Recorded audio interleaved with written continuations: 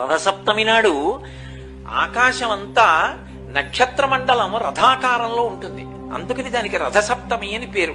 ప్రతి సప్తమి తిథి నాడు సూర్యకాంతి చాలా విశేషంగా ఉంటుంది. అటువంటి సప్తమి తిథి నాడు రథసప్తమి వచ్చినప్పుడు ఆ జిల్లేడాకులు రేగుపళ్ళు తల మీద పెట్టుకుని నమస్కారం చేసి సూర్యుడికి స్నానం చేస్తారు. ఎందుకు అంటే సూర్యబింబంలో ఉండేటటువంటి ప్రాణశక్తిని పుచ్చుకుని జిల్లేడాకు ఇక్కడ ఉండేటటువంటి గోరువెచ్చటి ఆ బ్రహ్మస్థానము నుండి ఆ లోపలికి ప్రసారం చేస్తుంది. దానివల్ల ఎదర వచ్చేటటువంటి విశేషమైనటువంటి వేడిని తట్టుకోవడానికి కావలసిన శక్తి వస్తుంది. రేగుపండుకి ఓ లక్షణం ఉంది, పీడ తీస్తుంది. అందుకే పిల్లలకి భోగి పండగ నాడు చిల్లర పైసలతో కలిపి రేగుపళ్ళుకు వస్తారు.